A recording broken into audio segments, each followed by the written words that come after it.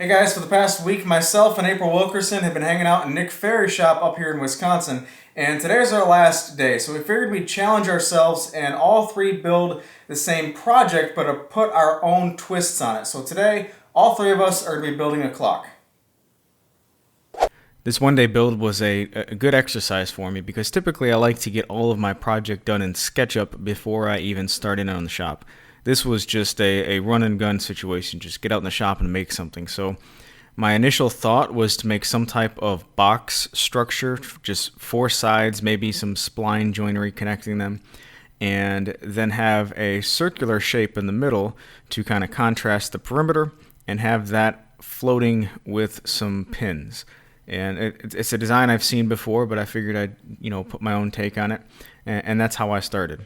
I wasn't 100% sold on my initial design, and as you can see at the end of this video, that's not actually how the clock turned out. But to start, I put a piece of bird's eye maple in Nick's lathe to make the clock face. I knew I wanted the clock face to be round, so starting with it at the lathe, it gave me quite a bit of time to figure out how the rest of the clock would look. The blank was originally mounted on a screw center in the lathe, so I made a mortise on the bottom side so that I could reverse it and mount it in the chuck. And I wanted the mortise to be deep enough to house the clock movement, and coincidentally the hole that I drilled for the center screw was centered well enough so that I could use that center hole as the center hole for the clock. With the piece reversed in the lathe, the initial shaping can be completed, and I was going for a dished out front where the clock hands would be recessed into the clock, and a taper along the backside to kind of give it a shadow line when it's all said and done. When it's hanging wherever it will be hanging, there will be some type of little kind of shadow reveal all the way around it. While it was still on the lathe, I did some of the sanding. I knew I was going to put it back on there eventually, but I did want to sand a little bit. And as you can see, we're all working on our individual clocks at the same time, which presented a few challenges as far as coordination. And at the same time, it also allowed us to instantly ask for suggestions or to help each other out as needed, which was pretty cool because as we individually work in our own shops, we're typically just there by ourselves. So anytime you have an opportunity to instantly get feedback, instantly to help other people out, or instantly get help on your project, it was actually pretty cool. At this point, I took the clock face off the lathe and I decided to use splines for the 3, 6, 9, and 12 o'clock markers, just your normal larger markers that you would see on a clock. I didn't want to go for all of the individual ones in between. And to do so, I marked out the exact points where these would go and used Nick's crosscut sled to make two kerf cuts along the center of the clock at 90 degrees from one another.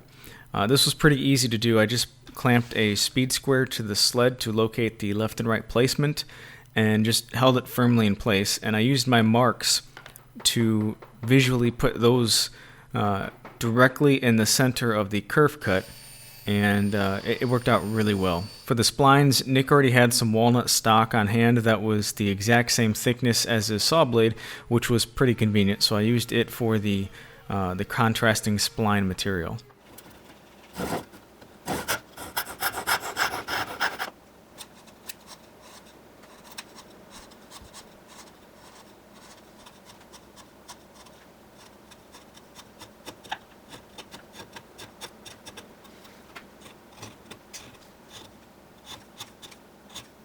To really level the splines, I mounted it back into the lathe and carefully cleaned everything up. I also did my finish sanding and added a couple coats of spray lacquer while it was on the lathe. The lathe just acts as a really convenient holding device to be able to apply a finish all the way around the piece and not worry about having to flip it or move it around. At this point, I completely abandoned the first two design ideas I came up with for the rest of the clock, and because I previously mentioned making a live edge clock for Nick's shop, just to have in his shop, April suggested that I use a piece of my live edge spalted maple that I picked up earlier in the trip for this clock.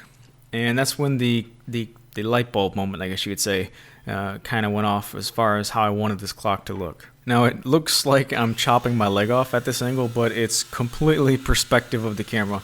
This was it was a really controlled cut. I was bracing the material against my body, and I purposefully did not complete the cut so that it would not drop with the saw running.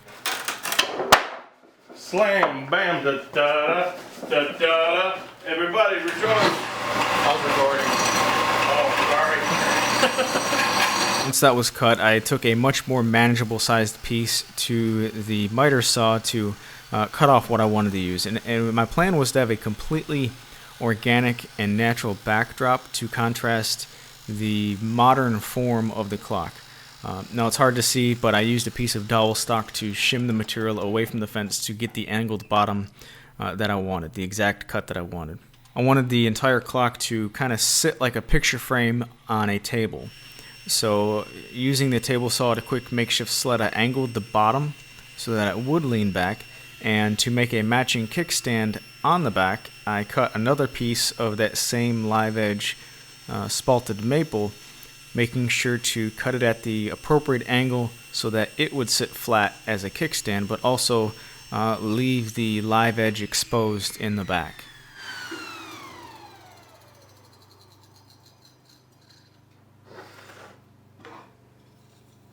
Three blind mice, three blind mice.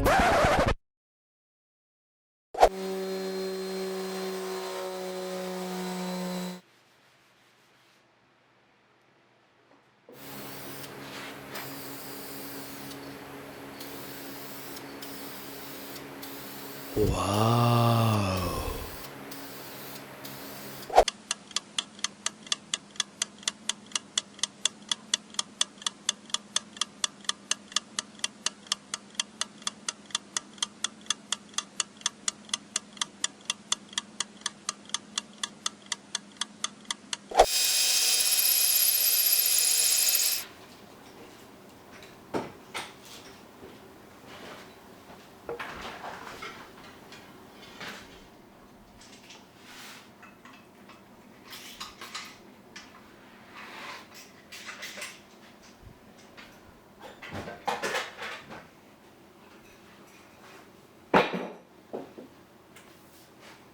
All right, folks, well, this is what I came up with. It's a somewhat of a mix or play on styles. The background is a little bit more organic and natural, and then this one is a little bit more, I guess you could say, processed. But like I said, this is just my clock. All three of us were building at the exact same time, so if you want to see April's the clock that she came up with, be sure to check out the link in the description to her channel and her video. And same thing for Nick.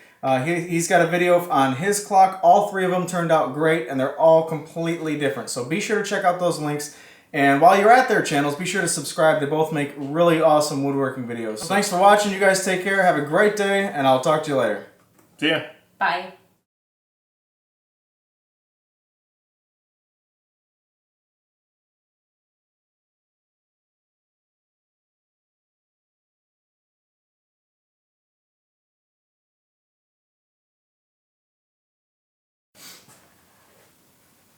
Would you look at that?